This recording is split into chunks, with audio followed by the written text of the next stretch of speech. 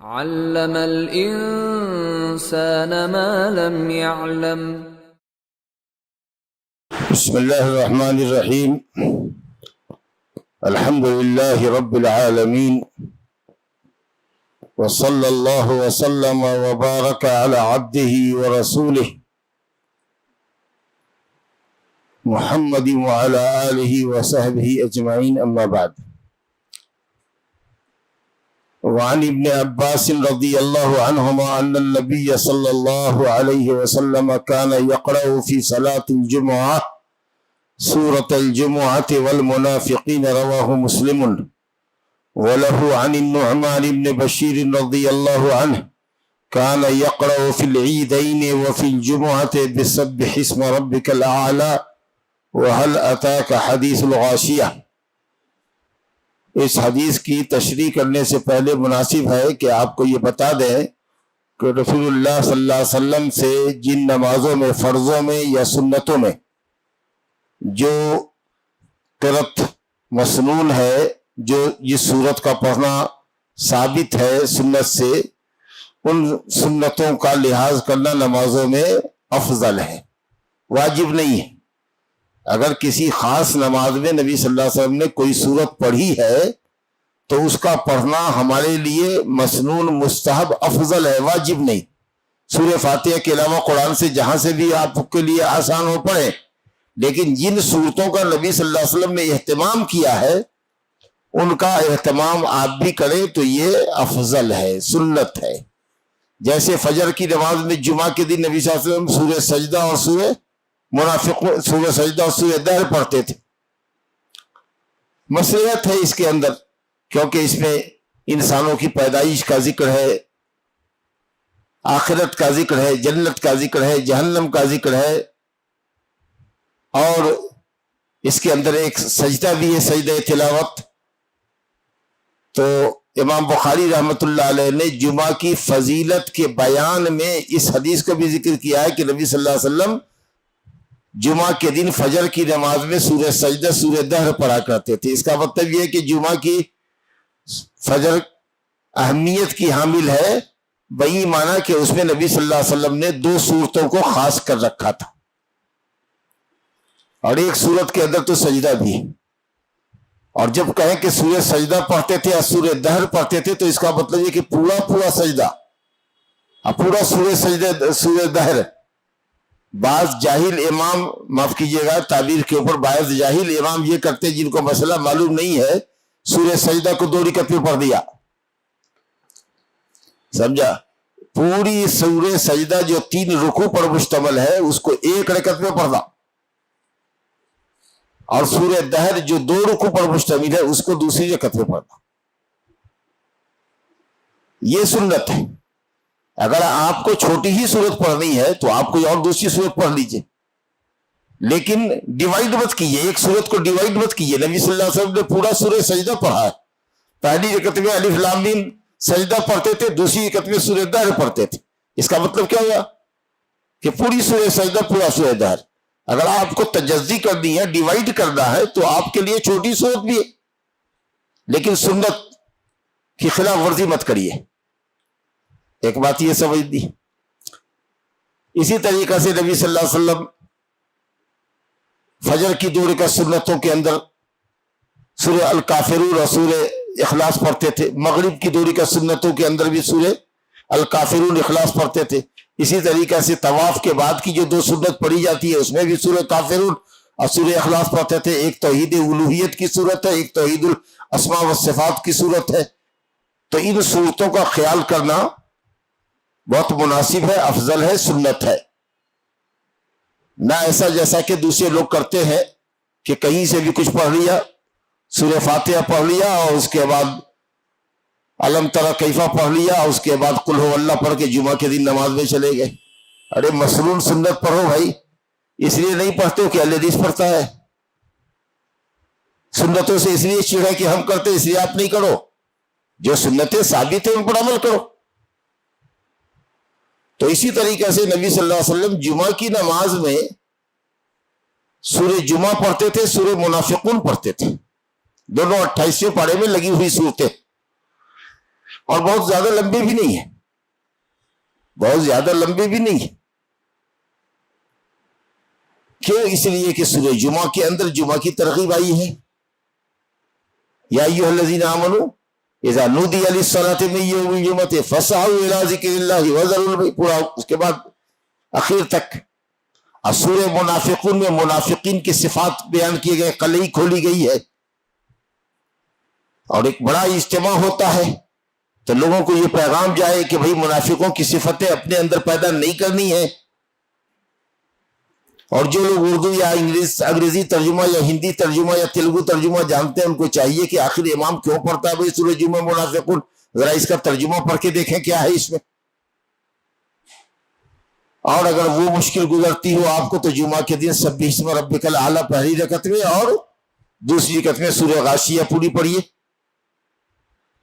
اس میں بھی انسان کی ابتدائی تخلیق، آخرت کی تخلیق کا، انتہائی تخلیق کا ذکر ہے، اور قیامت کا ذکر ہے، جنت اور جہنم کا ذکر ہے۔ خاص کر سورہ غاشیہ کے اندر تو خوب ہی یہ ذکر ہے اہل جنت کا، اہل جہنم کا، اور ان کی نعمتوں کا، ان کے عذاب کا ذکر ہے۔ تو نبی صلی اللہ علیہ وسلم ان صورتوں کا خاص لحاظ کرتے تھے، جس کا لحاظ کیا جانا چاہیے۔ فرمایا ابن عباس رضی اللہ عنہ سے روایت ہے کہ نبی صلی اللہ علیہ وسلم جمعہ کی نماز میں پڑھا کرتے تھے سورہ جمعہ اور سورہ منافقون، صحیح مسلم کی روایت ہے۔ اور ابن عباسی رضی اللہ، صحیح مسلم ہی میں یہ روایت ہے نعمان بن بشیر رضی اللہ عنہ سے کہ نبی صلی اللہ علیہ وسلم عیدین کی نماز میں اور جمعہ کی نماز میں سبح اسم ربک الاعلی اور حل اتاک حدیث الغاشیہ پڑھتے۔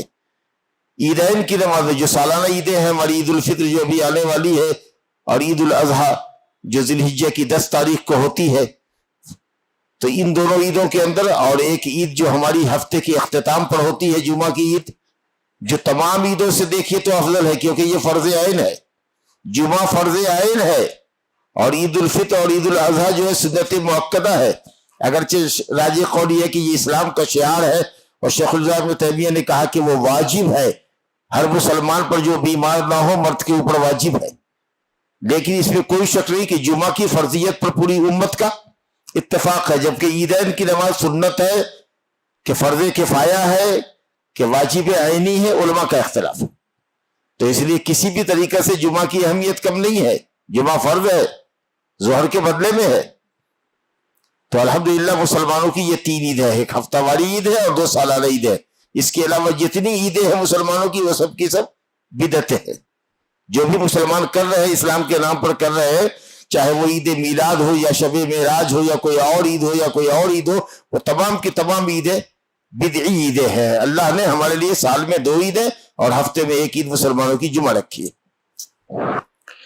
تو عیدین میں سبح اسم ربک الاعلی اور حل اتاک حدیث الغاشیہ پڑھتے تھے، اور دوسرا کیا پڑھتے تھے؟ سورہ قاف اور سورہ اقتربت الساعہ۔ عیدین میں سورہ قاف 3 رکوع کی صورت ہے، اور اقتربت الساعہ وانشق القمر سورہ القمر 27ویں پارے میں ہے۔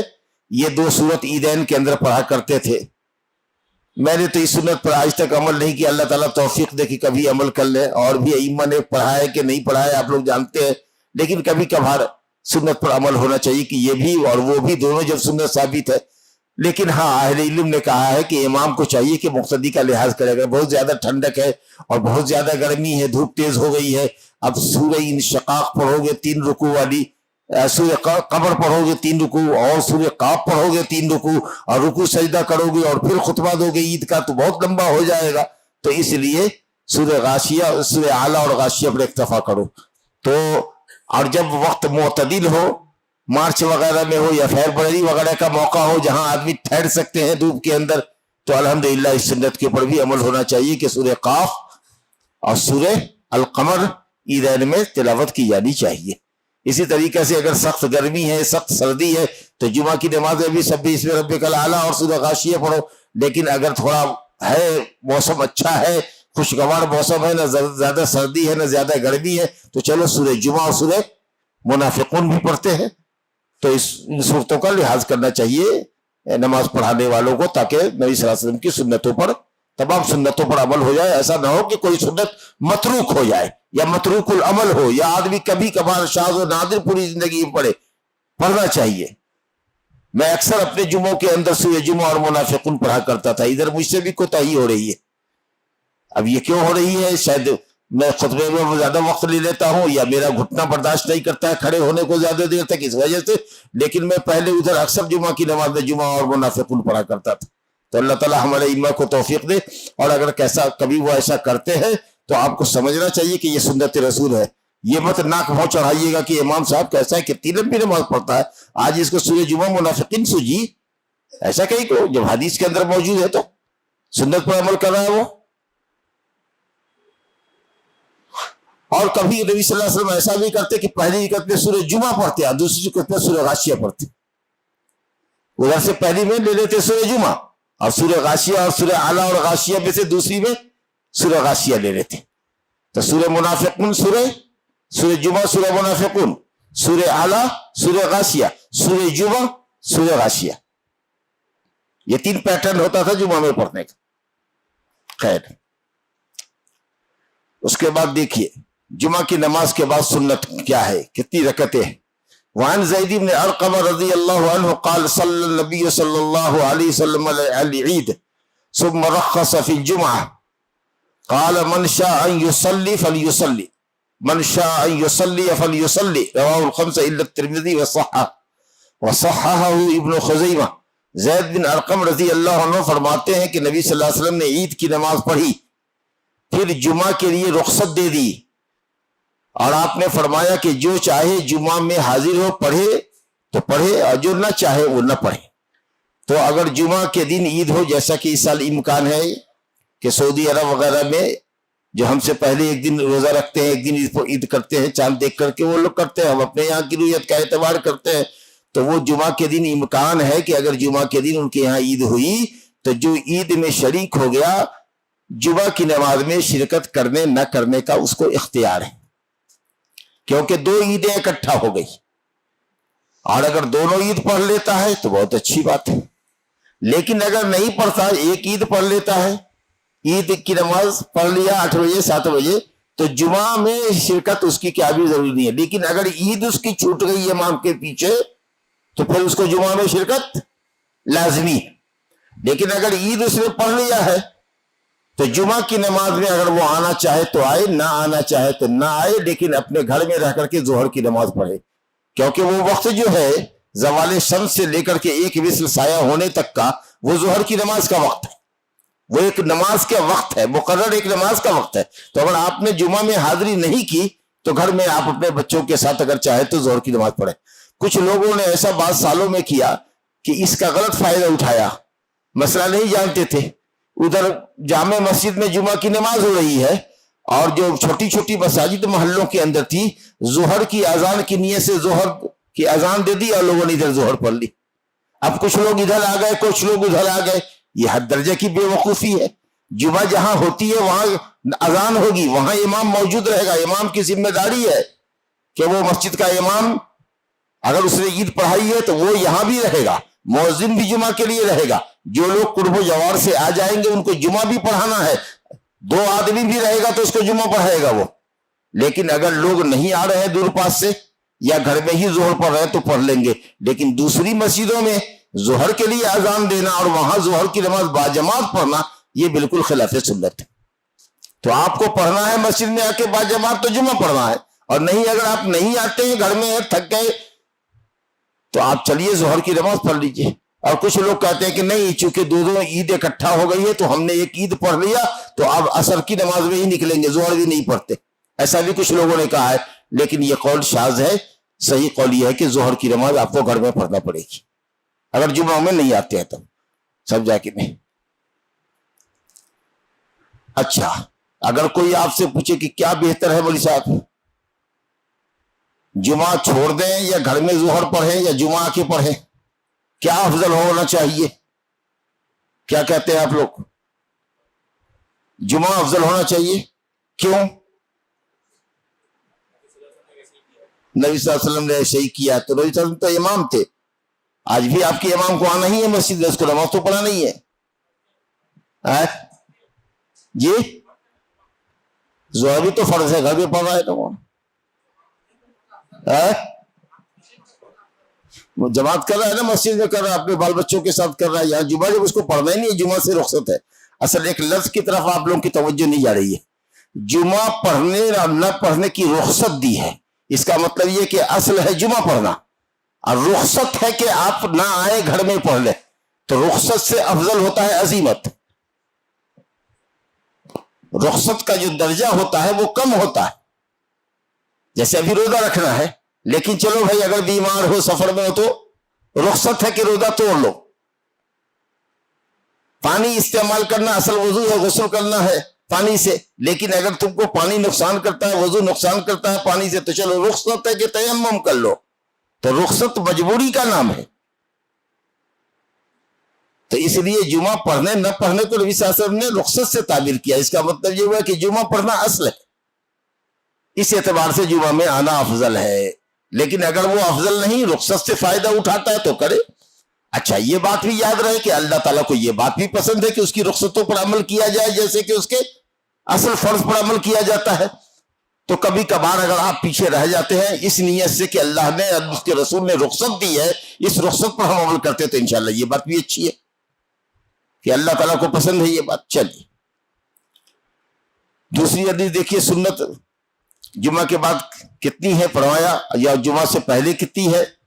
کہتے ہیں وعن ابی ہریرہ رضی اللہ عنہ قال قال رسول اللہ صلی اللہ علیہ وسلم اذا صلى احدكم الجمعة فليصلي بعدها 4 مسلم، رواہ مسلم۔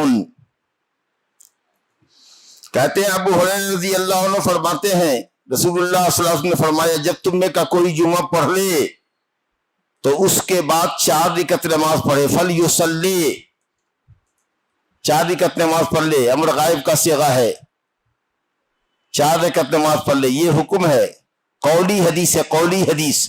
اور حضرت عبداللہ بن عمر کی حدیث ہے کہ نبی صلی اللہ علیہ وسلم جب جمعہ کی نماز پڑھ کے گھر میں لوٹتے تھے تو 2 رکعت نماز پڑھتے تھے، تو وہ فعلی روایت ہے کہ وہ آپ وہ کرتے تھے۔ تو ہمارے سامنے تین آپشن ہے، یا تو مسجد میں پڑھیں یا گھر میں پڑھیں۔ اب تعداد کے اعتبار سے 4 رکعت یہاں پڑھیں، گھر میں 2 رکعت پڑھیں تو 6 رکعت ہو جائے گی، یا چاہیں تو مسجد میں 4 پڑھ لیں، گھر میں 2 پڑھ لیں، یا چاہیں تو مسجد ہی میں 2 پڑھ اکتفا کر لیں۔ سمجھا کہ نہیں؟ کچھ لوگوں نے فرق کیا ہے کہ مسجد میں آؤ، مسجد میں پڑھنا ہے تو 4، گھر میں پڑھنا ہے تو 2۔ نبی صلی اللہ علیہ وسلم نے ایسا یا کر کے نہیں کیا ہے۔ اگر نبی صلی اللہ علیہ وسلم مسجد میں 4 پڑھتے، انہوں گھر میں جا کے 2 پڑھتے، یا کبھی مسجد میں جب پڑھتے 4 گھر میں جا کے پڑھتے 2، تب آپ کہتے مسجد میں 4 کر دو۔ نبی صلی اللہ علیہ وسلم کی یہ قولی حدیث ہے، وہ فعلی حدیث۔ تو یہ کہنا کہ 4 رکعت مسجد کے ساتھ خاص اور 2 رکعت گھر کی نماز کے ساتھ خاص، یہ بات سمجھ میں نہیں آتی۔ اگر 4 رکعت نبی صلی اللہ علیہ وسلم مسجد میں پڑھتے 4 اور گھر میں جا کے دوسرے ہفتے پڑھتے 2، تو آپ کہتے کہ جس ہفتے نبی صلی اللہ علیہ وسلم نے مسجد میں سنت پڑھی وہاں 4 پڑھی اور گھر میں پڑھی تو 2 پڑھی۔ یہاں آپ یہ کہاں کر رہے ہیں، جو کہا کہ جو چاہے نماز پڑھے 4 رکعت، گھر میں پڑھے کہ مسجد میں پڑھے، یہ قید نہیں بتایا آپ نے۔ اگر نبی صلی اللہ علیہ وسلم کا فعل یہ ہوتا کہ کسی جمعہ میں مسجد میں 4 پڑھتے اور دوسرے جمعہ میں مسجد میں نہ پڑھ کے گھر میں 2 رکعت پڑھتے، تو آپ کہتے کہ دیکھو بھائی بات صاف ہو گئی کہ مسجد میں پڑھنا ہے تو 4 اور گھر میں پڑھنا ہے تو 2۔ تو نبی صلی اللہ علیہ وسلم گھر میں تشریف لے جاتے تھے تو 2 رکعت پڑھتے تھے، اور یہاں 4 رکعت والی نماز جو کہی کہ جو چاہے جمعہ کے بعد 4 پڑھے، اس میں یہ قید نہیں ہے کہ وہ مسجد میں پڑھے۔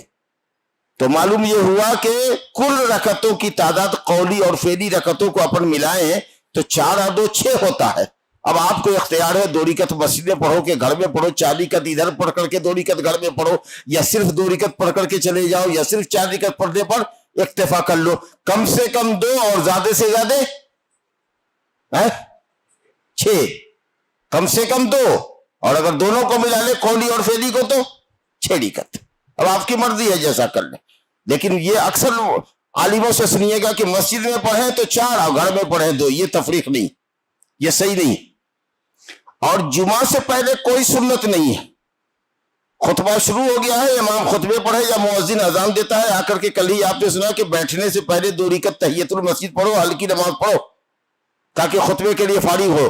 اور جمعہ سے پہلے سے اگر حاضر ہو تو 2 رکعت کر کے جتنا اللہ تم کو توفیق دے، جتنی تمہارے مقدر میں ہو، 20 رکعت 40 رکعت جتنا پڑھ سکتے ہو، 2 رکعت کر کے تم پڑھو. جب امام منبر پر آ جائے بس اب نماز کا سلسلہ روکو. درمیان میں تلاوت کر رہے تھے, اٹھ رہے تھے, تلاوت کر رہے تھے, نماز پڑھ رہے تھے, تلاوت بھی کر رہے تھے, درود شریف پڑھ رہے تھے, کچھ بھی کرتے رہو. اس طریقہ سے جو آیا ہے پہلے امام کے منبر پر چڑھنے سے پہلے وہ اپنے وقت کو نماز اور تلاوت کے اندر استعمال کرے, یہاں تک کہ جب امام منبر پر بیٹھ جائے تو پڑھنے کا سلسلہ, قرآن پڑھنے کا سلسلہ, نماز پڑھنے کا سلسلہ بند کرے. تو جمعہ سے پہلے کوئی سنت نہیں ہے.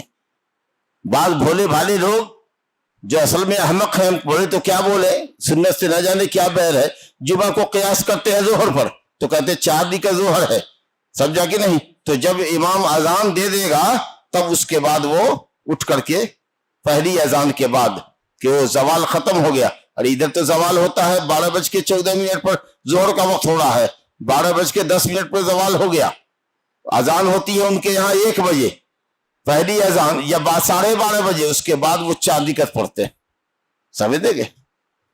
ظہر سے پہلے کوئی سنت, جمعہ سے پہلے کوئی سنت نہیں ہے, کوئی سنت نہیں ہے. آپ نے فرمایا کہ جمعہ سے پہلے جو کوئی آئے امام کے منبر پر چڑھنے سے پہلے 2 رکعت کر کے پڑھتا رہے, جتنا اللہ نے اس کے مقدر کیا ہے. تو کوئی سنت موقدہ نہیں, جو ہے وہ سب نفل ہے. ٹھیک ہے؟ اور خطبے پر امام ہو اور یا اذان پڑھ رہی ہو تو 2 رکعت نماز پڑھ کر کے تحیۃ المسجد بیٹھ جائے. لیکن ہاں, بعد کے اندر جمعہ کے بعد کم سے کم 2 اور زیادہ سے زیادہ 6 رکعت ہے, جس کی جیسی طبیعت کرے اتنی نماز وہ جمعہ کے بعد پڑھ سکتا ہے, وہ سنت ہے. اچھا, یہ جو فل یصلی ہے, اگر کوئی کہے کہ جو چاہے جمعہ کے دن تم نے کا جو کوئی جمعہ پڑھ لے, اس کو چاہیے کہ 4 رکعت نماز پڑھے. فل یصلی امر کا صیغہ, یہ وجوب کے لیے ہے یا ندب کے لیے ہے؟ استحباب کے لیے کہو گے, استحباب کے لیے, کیونکہ سنت ہے, واجب نہیں ہے. ارے وہ 4 رکعت سنت پڑھنا یا ظہر کے بعد 2 رکعت پڑھنا یا ظہر سے پہلے 4 رکعت پڑھنا, یہ واجب ہے کہ سنت. تو فل یصلی جو آپ نے کہا کہ وہ پڑھے, یہ جو حکم فرما رہے ہیں یہ حکم استحبابی ہے, کیونکہ واجب اور فرض تو وہی 5 وقت کی نماز ہے. جیسا کہ زمام بن ثعلبہ نے کہا تھا جو نجد سے آئے تھے کہ یا رسول اللہ کتنے وقت کی نماز فرض ہے؟ کہا 5 وقت کی. کہا اس کے علاوہ بھی کچھ ہے؟ کہا نہیں, جو ہے وہ سب نفل ہے. سمجھا نا؟ تو سنت ہوگی, موقدہ کر لو, غیر موقدہ کر لو, تمہاری تقسیم ہے, جو کر لو, لیکن فرض کے علاوہ ہے. فرض کا تاریخ گنہگار ہوتا ہے, اس کا تاریخ گنہگار نہیں ہوتا. لہذا فل یصلی 4 رکعت نماز پڑھ لے, یہ حکم استحبابی ہے. سنت پڑھنا مستحب ہے, افضل ہے, واجب نہیں ہے. اگر کوئی ترک کر دیتا ہے تو گنہگار نہیں ہے, لیکن سنتوں کا اہتمام کیا جانا چاہیے. تو یہ محبت رسول کی دلیل ہے کہ جن سنتوں کو آپ نے نہیں چھوڑا ہے عادتاً, ہم کیسے چھوڑ رہے ہیں؟ صرف سفر میں چند سنتوں کو آپ چھوڑتے تھے. سمجھا کہ صرف سفر کے اندر ظہر سے پہلے اور بعد کی سنت نہیں پڑھتے, مغرب کے بعد کی نہیں پڑھتے, عشاء کے بعد کی نہیں پڑھتے تھے. سمجھا نا؟ ظہر میں, مغرب میں اور عشاء میں نہیں پڑھتے. فجر کی سنت پڑھتے ہی تھے, وتر پڑھتے ہی تھے, تہجد پڑھتے ہی تھے, چاشت کی نماز پڑھتے ہی تھے. تو نبی صلی اللہ علیہ وسلم جن کے اگلے پچھلے گناہ معاف کر دیے گئے ہیں, وہ اتنا سنتوں کا اہتمام کرتے تھے. اگرچہ سنت کا تاریخ گنہگار نہیں ہے اصولی طور پر, لیکن ہم کو سنت سے محبت ہونی چاہیے. پھر ہمارا فرض ہی کیسا ہوتا ہے بھائی؟ آپ تو اپنی نمازوں کے بارے میں جانے, ہم تو صرف اٹھی بیٹھی کرتے ہیں. معلوم نہیں قبول ہوتی ہے کہ نہیں ہوتی, اللہ سے اچھا گمان رکھتے ہیں. لیکن اگر کم پڑ گئی نماز ہماری, یا اس معیار کی نہیں ہوئی جس معیار کی نماز ہونی چاہیے, تو شاید اللہ رحم کرے اور کہے گا کہ دیکھو تو میرے بندے نے کچھ سنت بھی پڑھی ہے, اگر سنت پڑھی ہے تو اس سے اس کی فرض کو پوری کر دو. اور اگر ماشاءاللہ آپ کی فرض مکمل ہے تو آپ کے درجات بلند ہوں گے, اور فرض میں اگر کمی ہے تو سنتوں کے ذریعے اللہ تعالیٰ آپ کے فرض کی تکمیل فرمائیں گا. تو اس لیے سنتوں کا اہتمام کرنا چاہیے. یہ بات چونکہ اصولی تھی, قاعدے کی تھی کہ واجب ہے کہ سنت ہے, یا سنت کا تاریخ گنہگار ہوتا ہے کہ نہیں ہوتا, یہ ایک اصولی بات تھی. اس لیے میں نے آپ کے سامنے یہ بات رکھی, ورنہ ہمیں سنت سے محبت ہونی چاہیے, اور بہتر ہے کہ گھر جا کر کے سنت پڑھیں. اچھا, کچھ لوگوں کی عادت ہوگی, دیکھتے ہوں گے آپ کی نماز امام نے سلام پھیرا اور اس کے بعد فوراً وہ اسی جگہ پہ کھڑا ہو کر کے سنت پڑھنے لگتا ہے. سمجھا کہ نہیں؟ اس سلسلے میں ممانعت ہے. فرض اور سنت میں اتصال نہیں ہونا چاہیے. یا تو جگہ چینج کر دو, جاؤ نکل جاؤ, سلام کے بعد نکل جاتے, اب بہت سارے لوگوں کو نکلتے ہوئے دیکھتے ہیں، اب یہ جلد باز لوگ ہوتے ہیں، کاروبار میں جانے والے لوگ ہوتے ہیں، یا گھر جا کر کے سنت پڑھنے والے لوگ ہوتے ہیں، میں نہیں کہہ سکتا، لیکن اگر پاس میں گھر ہے تو آپ گھر میں سنت لے جاؤ، کیونکہ افضل ہے گھر میں سنت پڑھنا، ٹھیک ہے؟ یا پھر کسی سے گفتگو کر لو، کیونکہ گفتگو ایسی جو نماز اور غیر نماز کی حالت میں فرق کرتی ہے، کیونکہ اگر نماز میں کسی سے گفتگو کریں گے تو نماز باطل ہو جائے گی۔ اس کا مطلب یہ کہ جو گفتگو یہاں مراد ہے وہ لوگوں سے گفتگو کرنا، کیسے ہیں، خیریت سے ہیں، اچھے ہیں، نہیں سمجھا؟ اس طرح کی اگر گفتگو کر لیا تو ہوا۔ کچھ لوگوں نے کہا سبحان اللہ الحمدللہ، کچھ تسبیح پڑھ لے، فرض اور سنت کے درمیان تسبیح کے ذریعے تھوڑا سا فصل ہو جائے، فصل زمانی 1 منٹ کا تھوڑا سا ڈسٹینس ہو جائے تو آپ سنت پڑھ سکتے ہیں۔ تو یہ بھی احتمال ہے اور یہ بھی احتمال ہے، لیکن یہاں پر ہے کہ یا تو وہ بات کر لے، گفتگو ہے فلیکلم، یا تو وہ بات کر لے یا جگہ خالی کرے، مسجد سے باہر جائے یا جگہ چینج کرے۔ تو یہ لفظ یکلم جو ہے، بات کرے، یہ لفظ بتا رہا ہے کہ لوگوں سے بات کرنا زیادہ صحیح ہے، زیادہ صحیح ہے۔ اس معنی میں 2 معنی کا استعمال کیا نا، کہ یا تو تسبیح کے ذریعے ڈیوریشن پیدا کرے یا پھر گفتگو کر لے کسی سے۔ تو یہ تسبیح کے ذریعے کے مقابلے میں آپس میں گفتگو کر لینا، دعا سلام کر لینا، ایک دوسرے کی خیریت پوچھ لینا، یہ زیادہ صحیح ہے، کیونکہ وہی گفتگو ہے جو نماز کے اندر جائز نہیں ہے اور نماز کے باہر جائز ہوتی ہے، تو وہ فصل ڈالنے کے لیے وہ زیادہ بہتر بات ہے۔ وعن الصائب بن یزید ان معاویہ رضی اللہ عنہ قال له اذا صلیت الجمعہ، دیکھیے حدیث، فلا تصلها بصلاة حتى تکلم او تخرج فإن رسول اللہ صلی اللہ علیہ وسلم امرنا بذلك الا نوصل صلاة بصلاة حتى نتکلم او نخرج، رواہ مسلم۔ صائب بن یزید رضی اللہ عنہ کہتے ہیں کہ بے شک معاویہ رضی اللہ عنہ نے فرمایا ان سے، صائب بن یزید سے کہا، دونوں صحابی ہیں ماشاءاللہ، اذا صلیت الجمعۃ فلا تصلها بصلاۃ، جب جمعہ کی نماز پڑھ لو، فلا تصلها بصلاۃ، تو دوسری نماز سے جمعہ کی نماز کو نہ جوڑو، نہ ملاؤ، جمعہ کے فوراً بعد دوسری نماز یعنی سنت نماز نہ ملاؤ، حتی تکلم، یہاں تک کہ تم دوسرے سے بات کر لو، اور تخرج، یا مسجد سے نکل جاؤ، یا اس جگہ کو چھوڑ کر کے پلیس چینج کر لو، جگہ بدل لو، کیونکہ رسول اللہ صلی اللہ علیہ وسلم نے ہمیں اس بات کا حکم دیا ہے کہ اللہ نوصل صلاۃ بصلاۃ، ایک نماز کو دوسری نماز سے یعنی فرض نماز کو نفل نماز سے نہ ملائیں، حتی نتکلم، یہاں تک کہ ہم گفتگو کر لیں، اور نخرج، یا جگہ سے نکل جائیں۔ تو فرض اور سنت میں تھوڑا فرق ہونا چاہیے۔ ایک شخص نے فجر کی نماز پڑھی اور اس کے بعد فوراً کھڑا ہو کر کے اس نے سنت پڑھنی شروع کی، ہو سکتا ہے کہ فرض سے پہلے اس نے سنت ادا فجر کی نہ کی ہو، تو حضرت عمر بن خطاب رضی اللہ عنہ نے اس کا ہاتھ پکڑا اور پکڑ کے بٹھایا، کہا بیٹھو۔ اگلی قومیں اس لیے ہلاک ہو گئی کہ ان کے فرض میں اور نفل میں فرق نہیں ہوتا تھا، تو نبی صلی اللہ علیہ وسلم نے کہا اصاب اللہ بک یا ابن الخطاب، اللہ تعالیٰ آپ کے ذریعے لوگوں کو درست راہ دکھائے۔ تو فرض کے ساتھ سنت نہیں ملانا چاہیے، کچھ ذکر و تسبیح کر لو، لوگوں سے بات کر لو، پھر اسی جگہ پر نماز پڑھ سکتے۔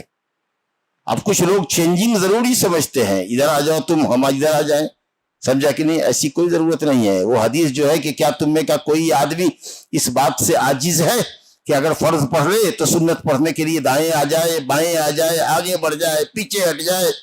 یہ جو حدیث ہے کہ جگہ بدل کے نماز پڑھنا چاہیے، حدیث سندن کمزور ہے، اس لیے آپ اسی جگہ پر نماز پڑھیں۔ بس صرف فرق کہنے کا یہ ہے کہ فوراً نہ پڑھیں، فرض کے ساتھ نفل کو ملا کے نہ پڑھیں، فرض پڑھنے کے بعد کوئی ذکر و اذکار کر لیں یا کسی سے بات کر لیں تو اسی جگہ پر پڑھیں، اور اگر فوراً پڑھنا ہو آپ کو تو پلیس چینج کریں یا مسجد سے نکل جائیں۔ ایک حدیث اور پڑھ لیتے ہیں، ایک حدیث اور پڑھ لیتے ہیں جمعہ سے پہلے کی۔ وعن ابی ہریرہ رضی اللہ عنہ قال قال رسول اللہ صلی اللہ علیہ وسلم نے فرمایا، بولے اس روایت ہے، من اغتسل، جس نے غسل کیا جمعہ کا، ثم اتى الجمعہ، پھر جمعہ کو آیا، فصلی ما قدر له، فصلی ما قدر له، اور اس نے اتنی نماز پڑھی جتنا اللہ نے اس کے مقدر میں کی تھی۔ معلوم یہ ہوا کہ جمعہ سے پہلے کوئی محدود رکعت نہیں ہے، 2 رکعت 4 رکعت، یہ محدود سنت نہیں ہے، اتنی نمازیں پڑھی جتنا کہ اللہ نے اس کے مقدر میں لکھا تھا۔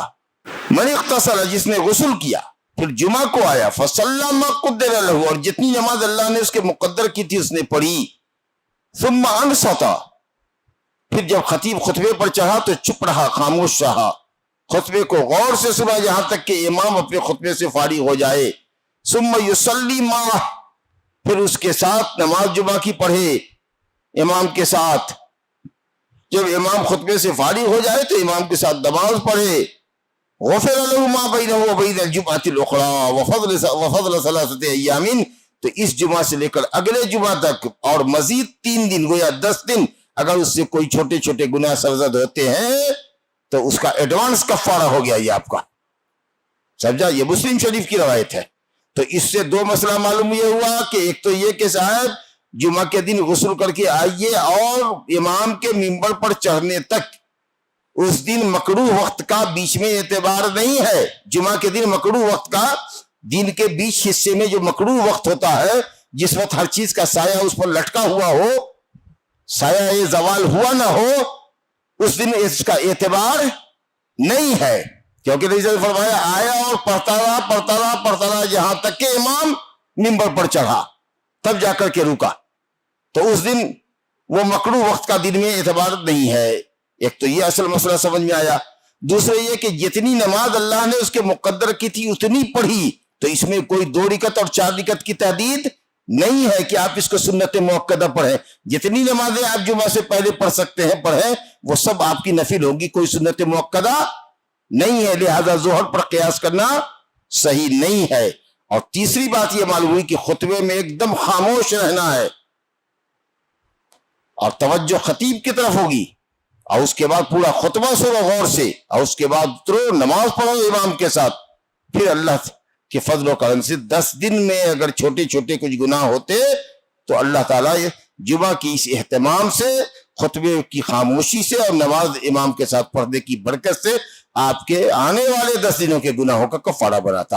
ھذا وباللہ التوفیق وصلی اللہ علی نبینا محمد وعلی آلہ وصحبہ اجمعین.